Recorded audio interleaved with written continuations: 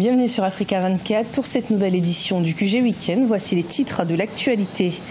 La fronde sociale se poursuit au Bénin. Depuis le mois de janvier, plusieurs secteurs sont en grève et pour l'heure, les syndicats et le gouvernement peinent à trouver un compromis. Dans l'actualité également, le Fonds monétaire international apporte une aide financière de 157 millions de dollars au Burkina Faso, un apport qui vise à relancer l'économie nationale. Et puis en Côte d'Ivoire, le marché des arts du spectacle se poursuit jusqu'au 17 mars 2018 au programme des prestations artistiques, des défilés de mode mais aussi de l'humour. Au Sénégal, la première édition du Forum du numérique s'est tenue jeudi 15 mars au Centre international de conférence Abdou Diouf. Initié par la présidence de la République, l'événement avait pour thème « Jeunes et numérique » et visait notamment à établir un cadre d'échange privilégié entre les acteurs du numérique et les pouvoirs publics. Eladji Ndiaye. C'est ce jeudi 15 mars 2018 que le Sénégal a tenu sa première édition du Forum du numérique organisé au Centre international de conférence de Diamniadio. Cette première édition qui a pour thème Jeunes et numérique vise à établir un cadre d'échange privilégié entre les acteurs évoluant dans l'écosystème numérique et les pouvoirs publics. Mon ambition est de numériser et de digitaliser le Sénégal au profit de tous. Et cela relève d'une exigence démocratique. Elle s'inscrit dans cette ambition toujours renouvelée de lutter contre les injustices et les inégalités sociales. Une rencontre qui a rassemblé plus de 600 acteurs de l'économie, de l'innovation et de l'entrepreneuriat numérique au Sénégal. Intégration du numérique en milieu scolaire, bibliothèque numérique dans les régions, manque de financement, telles sont les doléances de ces start-up venues des différentes régions du pays. Le chef de l'État Macky Sall a annoncé la mise en œuvre dès fin mars d'un financement d'1 milliard de francs CFA en faveur des start-up sénégalaises. Il s'agira de faciliter davantage aux jeunes l'accès aux nombreux fonds d'investissement existants dans le secteur du numérique. De plus, nous pourrons et nous devons réfléchir ensemble sur des mécanismes innovants et adaptés, offrant aux porteurs de projets l'opportunité de réaliser leurs rêves. C'est un événement fantastique quand même qui réunit le Gotha, en tout cas de tout ce qui est acteur évolue dans le numérique. C'est très important et ça permet de ressortir des fois les difficultés, les besoins, les attentes des uns et des autres. Je trouve que c'est une initiative très intéressante et à reproduire dans les années à venir. Selon le président Macky Sall, le gouvernement va s'employer à mettre en place des infrastructures modernes qui permettront de réduire les inégalités dans le milieu du numérique. Au Bénin, les tensions sociales perdurent. En effet, depuis le mois de janvier, plusieurs secteurs sont en grève, dont ceux de la santé et de l'éducation. Et les discussions avec le gouvernement n'ont pour l'heure pas permis d'obtenir des solutions de sortie de crise. On fait le point avec Ashley Duprat. La fronde sociale perdure au Bénin. Entamée le 16 janvier, la grève des enseignants ne cesse d'être reconduite. En cause, les multiples revendications du corps enseignant qui ne semblent pas trouver de réponse auprès du gouvernement. Les négociations sont dans l'impasse. Dans l'impasse, la dernière rencontre de la semaine qui est en train de s'achever, mardi et mercredi de cette semaine, on n'a pas réussi à convenir. Enfin, on ne s'est pas entendu avec le pouvoir. Le pouvoir a fait des propositions qui étaient largement en deçà des attentes des confédérations centrales syndicales et donc des travailleurs.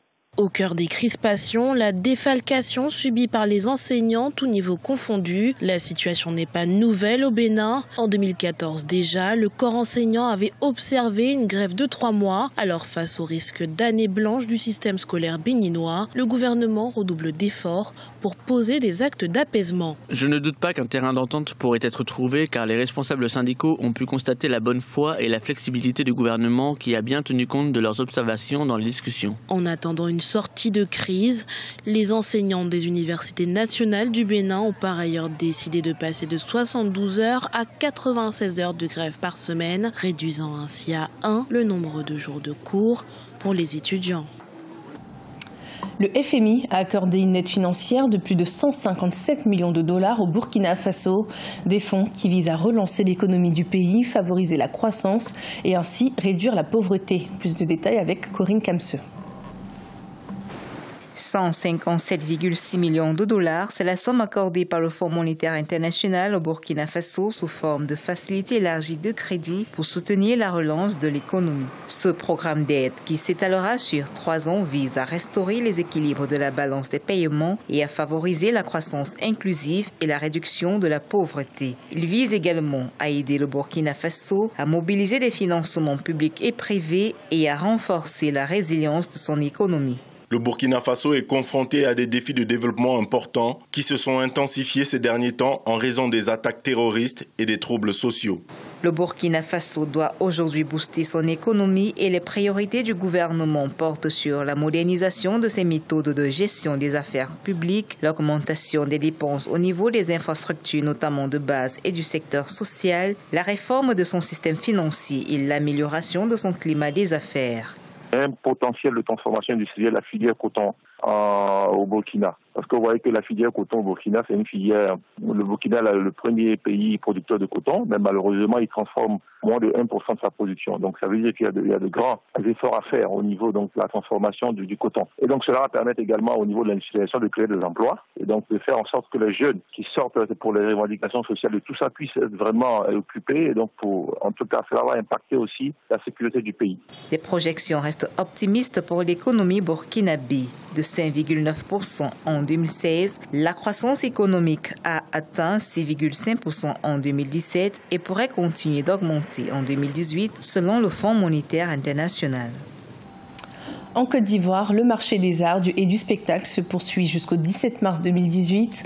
Au programme des prestations artistiques, mais surtout de l'humour, avec entre autres le maréchal Zongo, qui s'engage ainsi pour l'éveil des consciences sur le continent. Des détails avec Mortier Barry. Il vient après. En Côte d'Ivoire, l'humour est souvent placé au centre des créations artistiques. Musique, cinéma, la plupart utilisent un ton atténuant pour faire passer le message. Aujourd'hui, l'humour est une discipline avec des vedettes. Nyamian Bi est de ceux-là qui ont donné à l'humour ivoirien toutes ses lettres de noblesse. Après les premiers pas en 1995 dans l'émission Télépassion, celui qui est plus connu sous le nom de Marshal Zongo se lance véritablement dans les métiers non sans difficulté en 2000. Quand vous commencez à développer une folie qui ne maîtrise pas, déjà le problème commence dans la famille. Et puis après les conflits avec les parents, il y a aussi les conflits qu'on a, les difficultés qu'on rencontre dans le milieu.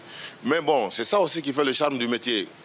On n'attend pas que ce soit facile pour que ce soit intéressant au bout. On veut que pas que ça nous dépasse, mais avec les difficultés, on peut avancer. Donc on avance et c'est en cela qu'on réalise qu'on grandit, qu'on fait des pas.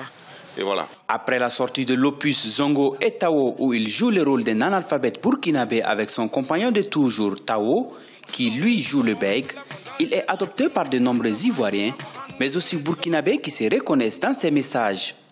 Zongo et Tao sillonnent plusieurs pays africains pour des spectacles qui porteront des fruits. Aujourd'hui, moi, je reste marqué par un événement spécial qui s'est produit au Burkina.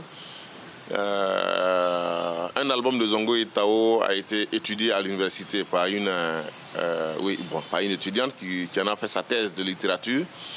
Je pense que au jour d'aujourd'hui, ça reste quelque chose qui m'a beaucoup marqué. Le fait qu'une étudiante fasse sa thèse de lettres modernes sur un sujet humoristique, sur une œuvre humoristique, je pense que c'est à ne pas oublier. C'est très important pour moi.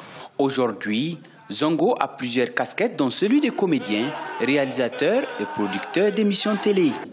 Il est aussi chargé du volet humour dans l'organisation du marché africain des arts et spectacles d'Abidjan, le Massa. Zongo a toujours été aux côtés de la jeunesse pour l'éveil des consciences sur le continent. Ce journal a été préparé par l'ensemble de la rédaction. Merci de nous avoir suivis. Retrouvez dans un instant une nouvelle édition de l'information sur Africa 24.